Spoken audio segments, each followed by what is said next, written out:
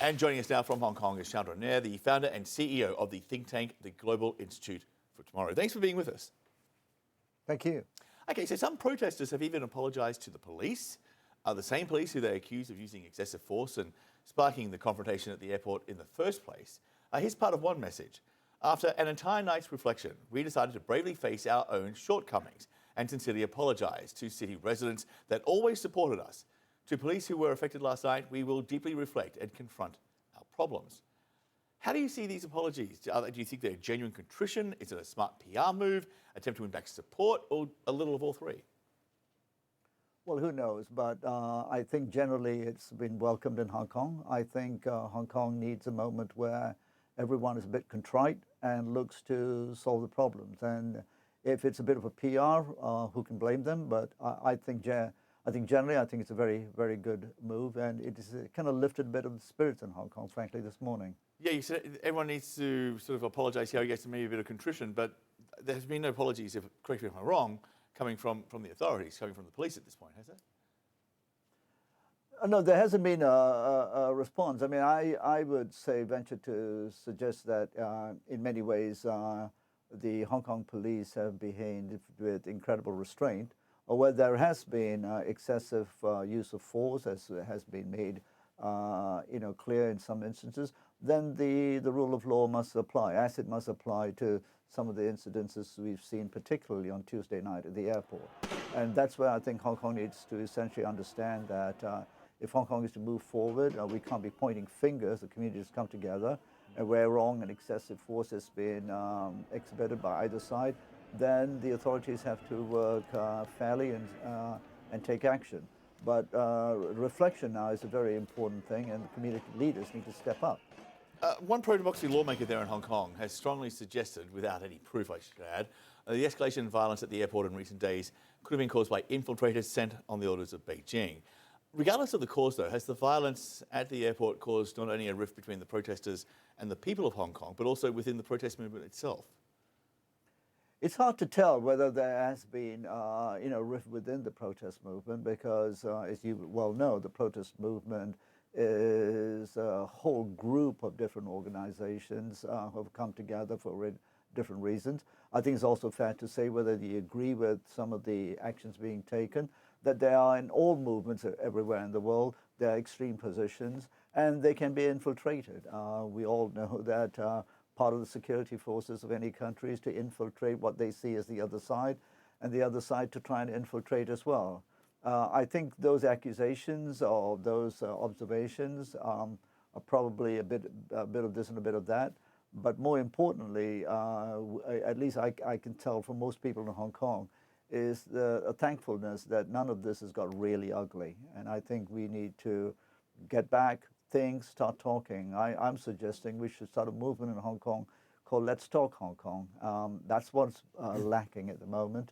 And all over the territory, we should use this moment now to have a serious discussion about the future of Hong Kong. All of us have different reasons for what this has happened, but I think we can, in my view, identify three areas. And one is, in my view, is the democracy issue has to be resolved. Leaders in Hong Kong have to put together something that brings together the people on the streets, etc., and something that is workable. And I don't see the Chinese government throwing it out of hand. The second one is essentially, we have to look at the education system here, which equips Hong Kong, the next generation, with the skills to essentially fit into a very different world from which their parents are brought in. And lastly, the big elephant in the room is Hong Kong, is land use and planning, which has essentially made it impossible for anyone except the most privileged to have a quality of life that befits being a resident of one of the richest cities in the world. Those three things have to be addressed. All those issues and that cannot be addressed by protest only. And that's right. I mean, all those issues are very complicated, very difficult, and also very pressing. But at the moment, Beijing is massing troops near the border. There is a report, a senior commander has warned these troops could be in downtown Hong Kong within 10 minutes. Right now, that's seen as an attempt to intimidate. But is there a concern that once these forces are actually out there and they're deployed and they're ready, it increases the likelihood that they'll actually be used in earnest? I think, most people I know in Hong Kong, including in the media, think it's very unlikely that Beijing will essentially send troops in. That would be the extreme last resort, and it's very unlikely, in my view, and most people I know, including the media, think so.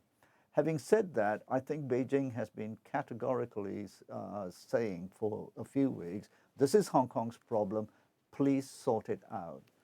The fact that there are movements, etc., well, we all know that these can be interpreted in different ways, and maybe it's just a show of strength, maybe it's just a worry it could spread into China, though most Chinese people are a bit sort of bemused by what is happening in Hong Kong. So I would suggest that we don't try and read the tea leaves too much, but look at the facts. I think it's in China's interest to see Hong Kong thrive, and they would do everything to see it thrive. I would also suggest that the Chinese government knows to send the PLA into Hong Kong would be a very, very sort of a nuclear option in a way, really. It's just a sort of option. It's a nuclear option, yeah. There was a tweet it would be a very bad idea. There was a tweet put out by the US president a few hours ago suggesting a meeting with Xi Jinping. And on Tuesday, he offered up what seemed to be the foreign policy equivalent of thoughts and prayers for the pro-democracy demonstrators in Hong Kong when he was asked if China should exercise restraint. This was his answer. Well, the Hong Kong thing is a very tough situation. Very tough. We'll see what happens, but I'm sure it'll work out. I hope it works out for everybody, including China, by the way. I hope it works out for everybody. Yeah, hoping it works out for everybody. They're not the kind of words or the response we're used to from a US president. There are people in these demonstrations carrying US flags, they're singing the American anthem, that kind of stuff. With the Chinese leadership, see Trump's words, essentially, privately as a green light to act freely? No, I think, the president's obviously, as you know, talking to an American audience, trying to tell them what his view is. In this instance, I happen to, agree with him that it's a Chinese problem, which is also, but basically a Hong Kong problem, and needs to be worked out.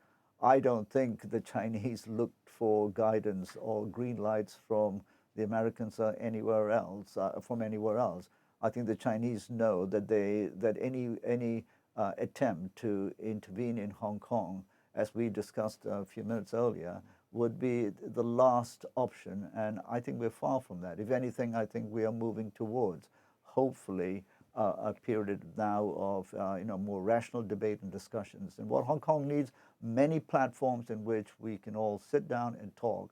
But what has happened in the last 10 weeks is a game changer. And the Hong Kong establishment, and without pointing fingers, we all need to step up, work very hard. But we need to redesign Hong Kong for the reasons I pointed out. Yeah. It does seem completely redesign it. It does seem like that moment has arrived where this can go in one of two directions. Either they can sit down, they can work this out, they can be compromised, there can be discussions, or it goes off the rails, I guess. And fundamentally, we have to agree that the Hong Kong business model is broken. And Hong Kong is sort of Hong Kong Inc., and that business model is broken because this is disenfranchised the next generation. I think we're smart enough, the government's got the tools if it wants to, redesign Hong Kong, and Hong Kong will be good again. Out of a crisis is also a moment of opportunity, I think is the expression. Absolutely. So we'll see if they run with it. Chandran Nair, thank you so much. Appreciate you being with us. Thank you for having me. Cheers. Bye-bye.